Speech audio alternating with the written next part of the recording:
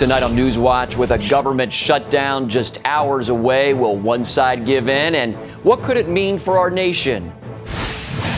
Plus, President Obama steps in on Pastor Saeed's behalf. How that historic phone call just might bring the young pastor home to his family. And why the new developments in America's relationship with Iran has Israel nervous. Prime Minister Netanyahu has a warning for the West. All this and more tonight on NewsWatch. America is just hours away from a possible government shutdown. Good evening. I'm Mark Martin. It's game time in the nation's capital as the U.S. Congress plays badminton with the budget. The Senate swatted a second measure back to House Speaker John Boehner after stripping out a provision delaying Obamacare for a year. Now everyone's waiting for Boehner's next serve. CBN chief political reporter David Brody is standing by live outside the Senate. And David, what's the latest? Well, I got to tell you, Mark, it is relatively a ghost town up here. Yeah, there's a lot of media because we're covering the government shutdown or the looming government shutdown. But outside, Mark, I've got to tell you, there are normally a lot of staffers. It's a beautiful day outside. There's really nobody around. So there is some negotiation going on here on Capitol Hill. But beyond that, I've got to tell you, at this point, what we have is that the House looks like they're going to pass some sort of yet another bill to send back to the Senate, and that bill would have some sort of individual mandate that they would basically kill. In other words, there would be no Obamacare for a year, according to this House bill. But that's not going to go anywhere in the Senate. So it's a ping pong game back and forth. It is no doubt that there seems to be a shutdown any moment here. David, can Speaker Boehner hold his party together if it comes to shutting down the government? Well, he's going to hold the party together, but it's not going to be because of Speaker Boehner at all. Look, Speaker Boehner was dragged kicking and screaming to this fight. He doesn't want the government to shut down. There's about 20 or so Tea Party constitutional conservatives up here at the House, and also some in the Senate, obviously, Ted Cruz and others, who want to see this happen. And so we're going to find out whether or not Boehner and the Republicans have the spine to continue not only to go through with the government shutdown, which seems almost inevitable, but whether or not they're going to have the spine to fight this out or let this go for 2, 3, 4, 5 days. When will they cave? When will the Republicans cave? Because it doesn't seem like Senator Harry Reid, the Democratic leader in the Senate, and President Obama are going to cave at all here. Well, talk about the political fallout. Are Republicans sure to be blamed for a shutdown? And if so, can they work that to their advantage? Well, I don't think there's any question that Republicans will initially, Mark, that's the key, be blamed for the shutdown. The media, of course, the mainstream media has kind of been going with the narrative that this is the Republicans' fault. And quite frankly, the polls also show that a majority, not a huge majority, but at least 55 to 60% of Americans will blame the Republicans for the shutdown. Here's the key question, Mark. They may blame the Republicans October 1st and October 8th, October 15th, depending on how long this goes on. The question is, once Obamacare starts to be implemented in the next few months, then what will happen? Then all of a sudden, people say, well, wait a minute, maybe it wasn't such a bad idea that the government shut down for a few days or a week because this Obamacare is an absolute nightmare. That's what the Republicans are hoping for, that in 6 months to a year, the polls will change. And look what happens, Mark. Oh, wait, 6 months to a year? 2014 is here, midterm elections. They hope it'll turn around then. Well, David, should Americans be concerned? I mean, all the scary scenarios, are they really going to play out? Well, yeah, I mean, I think Americans should absolutely be concerned when anytime the federal government shuts down, first time in 17 years, there's always consternation and concerns among many folks, not just federal workers, but the families that are affected by the federal workers that are employed. So sure, there's a lot of nervous moments here. Having said that, many of these workers will receive back pay once the federal government starts up again. Having said that, if you're going to some of the national parks around the country or you planned a big vacation and all of a sudden you can't go see, let's say, Yellowstone or Grand Canyon or whatever it happens to be, yeah, there's going to be problems and some of your vacation and other things will be interrupted. No doubt about it. All right, David Brody reporting from Capitol Hill. Thanks for keeping us up to date, sir. Thanks, Mark. The Dow Jones Industrial Average fell 140 points today amidst the uncertainty of a government shutdown. If the government closes the doors and turns out the lights, what effect would that have on the economy? History suggests that fears it could lead to an economic meltdown are unfounded. Since 1976, there have been 17 government shutdowns. During those that lasted 10 days or more, stocks in the S&P index dropped an average of just 2.5%. For those that lasted 5 days or less, the average dropped only 1.4%. And during the most recent shutdowns, the two that took place in 1995 and 1996, the market actually went up. Much of Washington talks about a federal shutdown as if Armageddon is on the way, and that actually wouldn't be the case for the average American living outside the nation's capital. John Waggy looks at which government services could take a hit. Many pollsters and pundits are fixated on who will win the political battle over the government shutdown, the White House and Senate Democrats or Republicans and the Tea Party. The president's the one saying, I will shut down government if you don't give me everything I want on Obamacare. It is wrong to do a shutdown of government as the lever to make change. Meanwhile, news reports focus on federal workers who won't get paychecks if Congress can't agree. But I don't think they need to shut us down. I'm concerned. I really am concerned. If the Capitol stalemate leads to the first shutdown in 17 years, here is some of what would happen.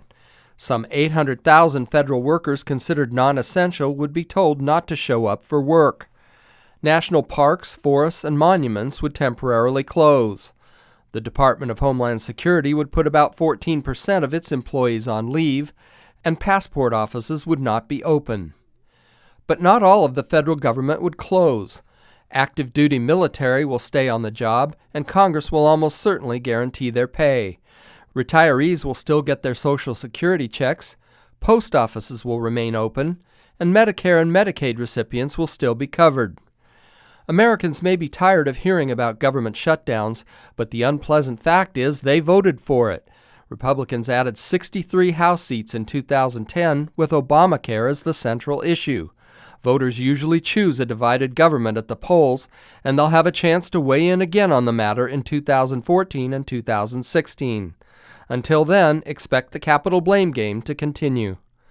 John Waggy, CBN News. Pastor Saeed Abedini knows President Obama personally requested his freedom in a phone conversation with Iran's Hassan Rouhani. The ACLJ says relatives told Saeed about the call while visiting him at Evin Prison, giving him, quote, a glimmer of hope. The family is also hopeful it could lead to Abedini's release after more than a year in prison.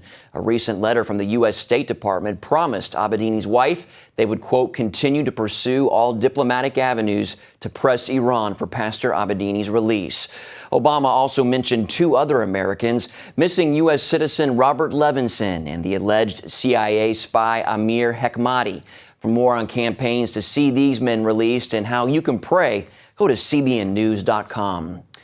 President Rouhani had a mixed reception upon his return to Tehran Saturday. Crowds surrounded his car and shouted, "Thank you, Rouhani," as he rode through the streets. They were excited about the prospect of contact with the U.S. after 30 years of silence. Not everyone was happy about their president's chat, however, with the leader of the country they call the Great Satan. They marched in the streets chanting, "Death to America." President Obama met today with Israeli Prime Minister Benjamin Netanyahu. The sit-down comes only days after a historic phone call between Obama and Iranian President Hassan Rouhani. The thaw in the relationship between the U.S. and Iran has Netanyahu concerned. He urged the president not to lift the economic sanctions in place against the Islamic Republic. Mr. Obama said he's not taking any options off the table in his efforts to keep Iran from developing nuclear weapons. Netanyahu speaks before the UN tomorrow, where he hopes to convince the world that Iran remains a threat. Chris Mitchell has that story from Jerusalem. On the eve of his U.S. visit, Netanyahu delivered a sobering message. I will tell you the truth in the face of the sweet talk and the onslaught of smiles. One must talk facts, and one must tell the truth. Netanyahu referred to the charm offensive by Iranian President Rouhani. Rouhani is assuring Western media and diplomats that Iran's nuclear program poses no threat to the West. Netanyahu may face opposition from the Obama administration following last week's bombshell announcement. President Obama said he called Rouhani. The call marked the first time a U.S. president has talked with an Iranian president in more than 3 decades. Here in Israel, many analysts still see Iran as an existential threat. They're skeptical about Rouhani's charm offensive and leery about the Obama administration's decision to deal directly with Iran. They believe it could be more deception than diplomacy. We prefer diplomacy. The problem is that the way the Iranians are actually behaving. Destruction of Israel is only the first phase to confront the Western civilization.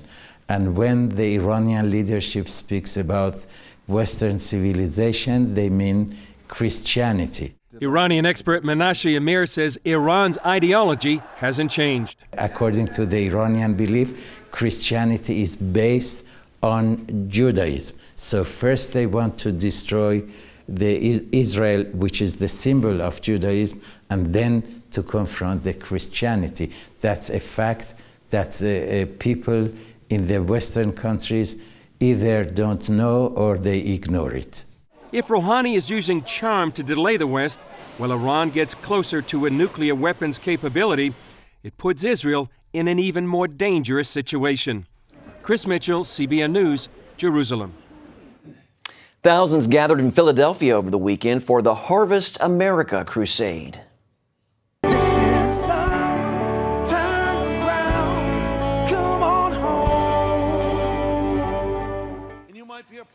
You can see all the people walking to the floor of the Wells Fargo Center to accept Jesus Christ as their Lord and Savior. Evangelist Greg Laurie gave the gospel message.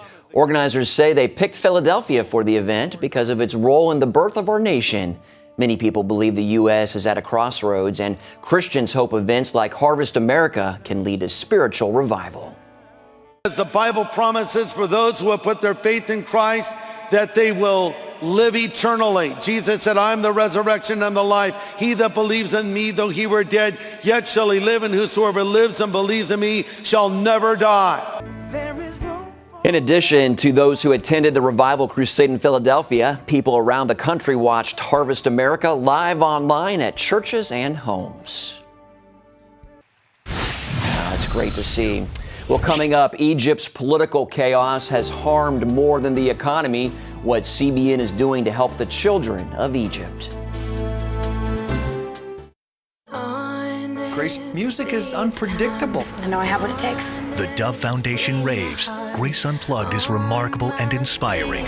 This is not about the music. It's about everything else that goes with it. Dad, were you watching me? A moving and meaningful film. This book, his words shook me. It was like my whole world. That parents and teens should see together, says Focus on the Family. What are you going to do? You're going to drag her back home? Yeah, I might. I think maybe you're fighting God. Just stop running.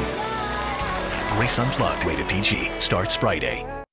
In 2008, my husband Gary departed for heaven. I was still grieving. And then to find out I had cancer, I began praying, God, how do I do this?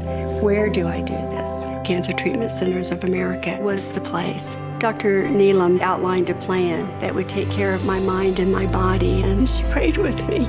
For Bible-believing Christians, we're able to pray with them in a much deeper way as they begin to really rely upon their faith.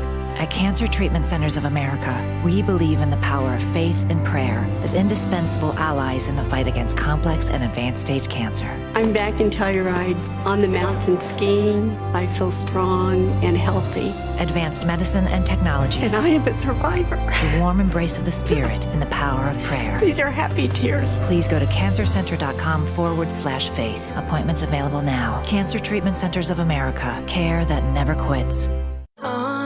Grace, music is unpredictable. I know I have what it takes. The Dove Foundation raves. Grace Unplugged is remarkable and inspiring. This is not about the music. It's about everything else that goes with it. Dad, were you watching me? A moving and meaningful film. This book, his words shook me. It was like my whole world. That parents and teens should see together, says Focus on the Family. What are you going to do? You're going to drag her back home? Yeah, I might. I think maybe you're fighting God. Just stop running. Grace Unplugged, rated PG, starts Friday. Citizens of Sudan are rising up in protest against dictator Omar al-Bashir. In Khartoum, thousands are calling for him to go after a harsh crackdown on protesters. There are reports that more than 100 people have died at the hands of security forces. Bashir has ruled Sudan for 24 years and is wanted by the International Criminal Court for crimes against humanity in Darfur. Religious freedom advocates accuse him of carrying out genocide against Christians in the South. The political and social chaos in Egypt has wrecked that nation's economy. Children are among the hardest hit, and many scavenge through garbage to help their families survive. However, Gary Lane reports on how CBN is stepping in to bridge the gap and change the lives of these children. The recent wave of violence and destruction roaring across Egypt has taken a toll on younger generations there. Some children suffer trauma. Many older kids wonder if hope and opportunity will be restored. Some even drop out of school to support their family, even though Egypt's constitution guarantees them a free education. Even then, the nation's 25% youth unemployment rate makes it almost impossible to get a job. While Egyptian law requires school attendance for kids ages 6 to 14, many young children don't go, and a third of girls in Upper Egypt never attend school. Kids like these two boys hang out on the streets, trying to hustle a few Egyptian pounds each day. They work from dawn to dusk, sifting through garbage, searching for recyclables.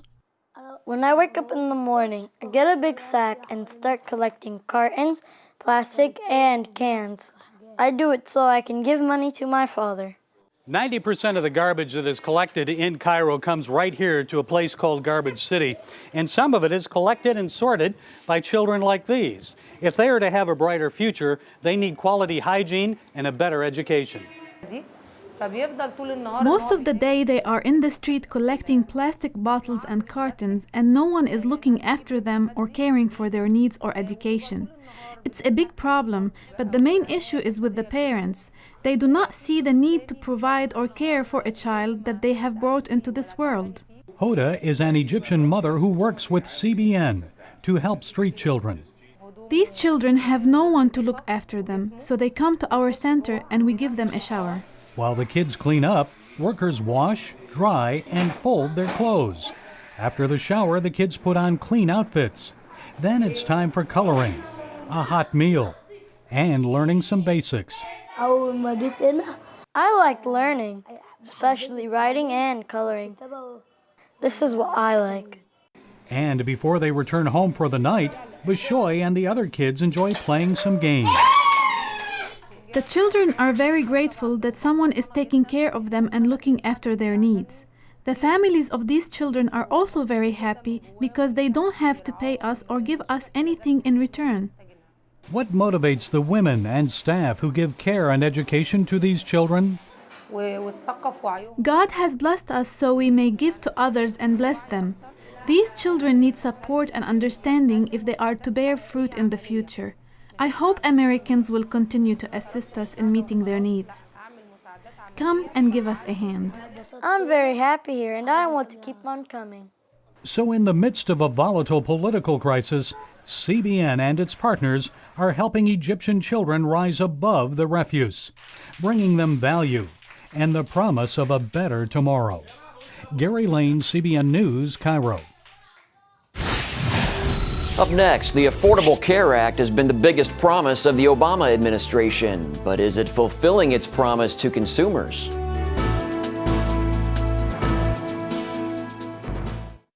Stop struggling with heavy hoses that are kinked and deliver little or no water, or worse, break. Introducing the incredible flexible hose. Turn the water on and it expands up to 3 times its original length, so you can easily guide it anywhere you need without tangling. When you turn the water off, as it drains, the hose retracts back to its original shape. Standard rubber hoses can weigh between 8 and 12 pounds, but a 25-foot flexible hose weighs less than a pound. The flexible hose is so compact and lightweight, a child can manage a 75-foot hose easily. The flexible hose will never kink and is guaranteed to take the mess out of watering your lawn and plants. So washing your windows or spraying off your gutters has never been easier. The flexible hose is made of a tough double wall construction that is designed to bend and stretch but never kink. Flexible hose is designed like a fire hose for speed, storage, and strength to last a really long time. Call or visit flexiblehose.com to order the incredible flexible hose for only $19.95. Call right now and we will include a 7-way adjustable spray nozzle free. You can choose a full action spray,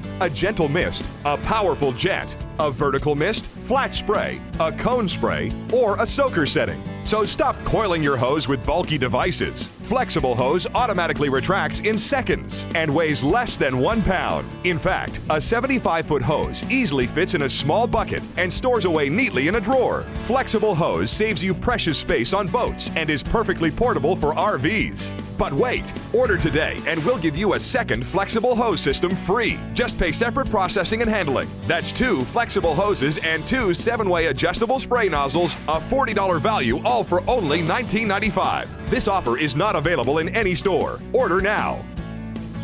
To order flexible hose and take advantage of this amazing double offer, call 1-800-769-3384 or go to flexiblehose.com. Remember, this offer is not available in stores, so call now. Welcome back. The political fight in Washington centers around President Obama's health care reform law. It's been 3 years since Obamacare became the law of the land.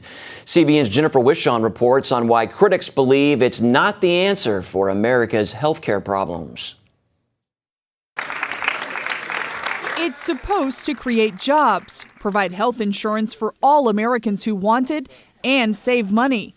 Instead, the Affordable Care Act, for many Americans, has already become a source of heartburn. This is legislation that was 2,500 pages long, now 20,000 pages of legislation. That's 17,500 pages of new regulations written by bureaucrats, on top of an already complex law passed by Congress.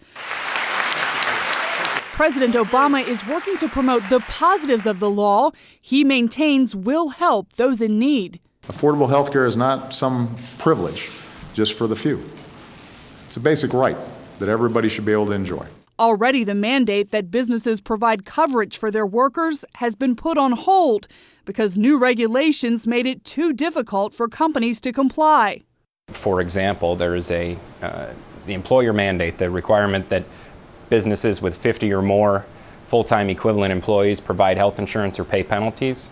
That was a 3.5-page provision that got turned into a 144-page regulation with 44 definitions. One study predicts Obamacare will put more than 3 million jobs in jeopardy. Even union bosses who once supported the law are now calling on Congress to fix it. In a letter to Democrat leaders, they write, "The Affordable Care Act would shatter not only our hard-earned health benefits, but destroy the foundation of the 40-hour work week that is the backbone of the American middle class. We have a problem," they write.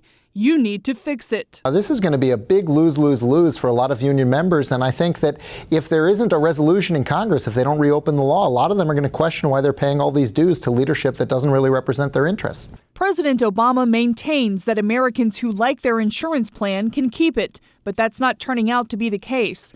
According to a study of 11,000 plans on the individual market, less than 2% comply with Obamacare. That means 98% of plans must change, or the people using them must find new plans. We're spending a lot of money in helping relatively few people. In many ways, it probably would have been simpler and cheaper just to give everybody money to buy insurance. It's true more Americans will have health insurance under Obamacare, but that will lead to greater demands on the healthcare system. The government's own chief actuary says that about 15% of hospitals will close as a result of this because they're no longer viable. Still, even after all 20,000 pages of regulations are implemented, not all Americans will be insured. CBO estimates by the year 2023, 30 million Americans still won't have insurance.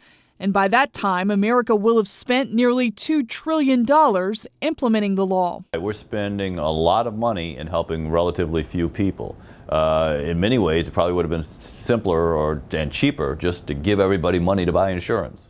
Obamacare gives extraordinary discretion to the Secretary of Health. In fact, some 1,000 times, the law gives her power to create definitions and regulations. And that's why the number of pages in the law keeps on growing. The law is so complex, even some Democrats worry it will be tough to implement. Some also fear it will become a political liability for them in next year's elections. Jennifer Wishon, CBN News, Washington. Up next, love took these two by surprise, proving you're never too old to tie the knot.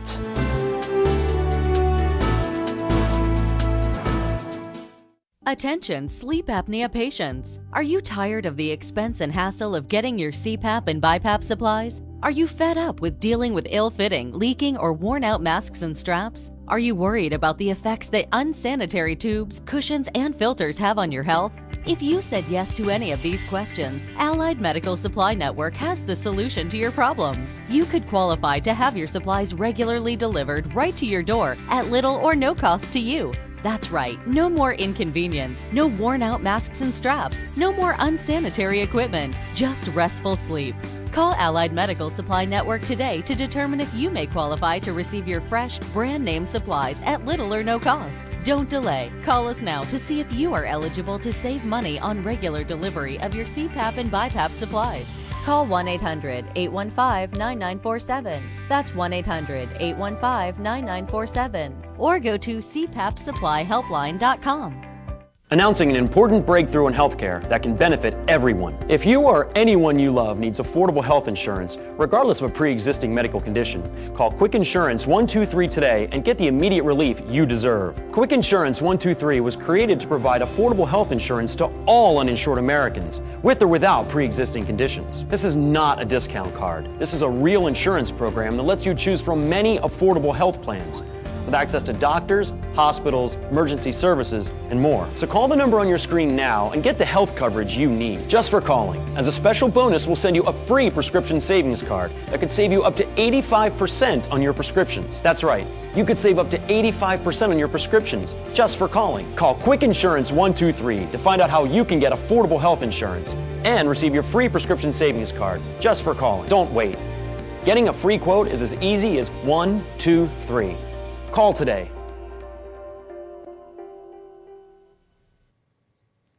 It's quite possible true love knows no age limit. A couple in Washington State certainly discovered that recently.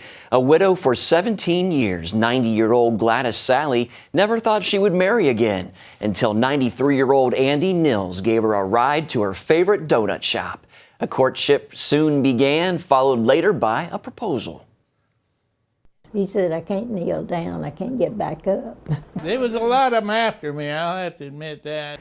She had her walker, he had his cane, and pretty soon they didn't have either one, they just had each other. It'll mean that when you wake up at night and you're feeling kind of sad or alone, you can reach over and hold their hand.